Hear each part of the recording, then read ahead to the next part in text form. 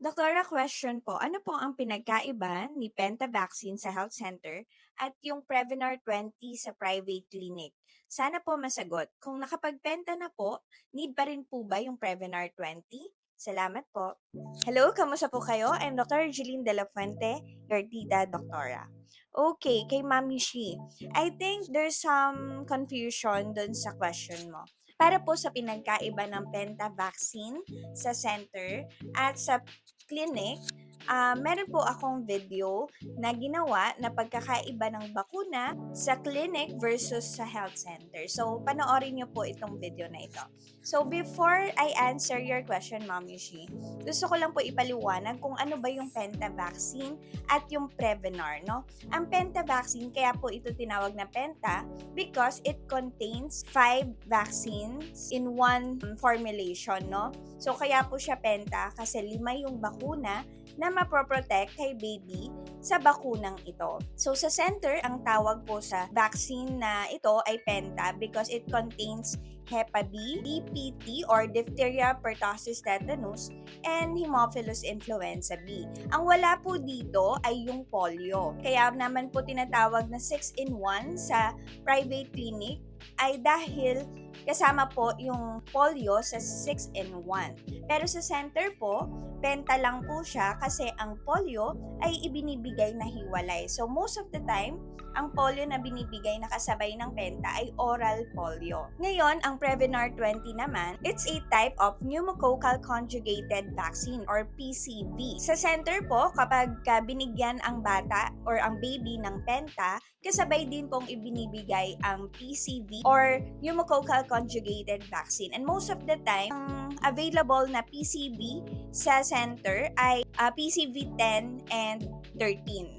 So, doktor, ano nga ba tong mga numbers na to after ng PCV? So, meron tayong, so nagsimula yan sa PCV 7, may PCV 10, may PCV 13, may PCV 15, at ngayon may PCV 20 na.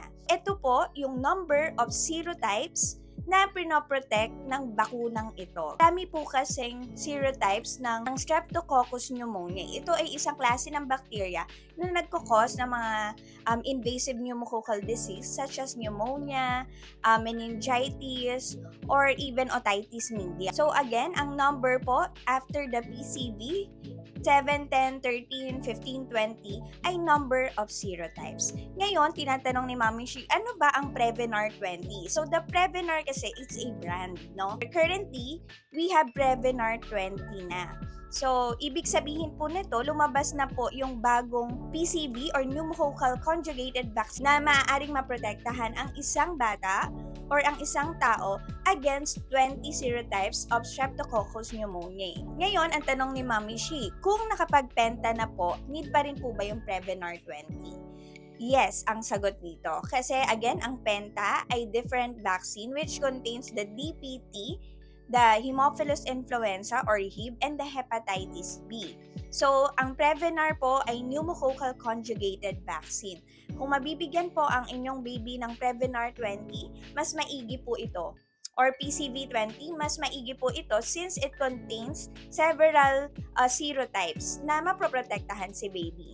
Ayan, kaya dito ko po gustong i-emphasize na napakahalaga po na magtanong tayo sa ating mga pediatrician with regard sa individualized immunization or vaccination ng inyong mga anak. Dahil iba-iba po ang vaccine recommended, depende po sa edad and depende po sa mga naunang bakunang ibigay sa inyong mga anak. Again, thank you for watching this video. Follow me for more pedia-related video and please do share my videos and subscribe to my other social media accounts. Thank you!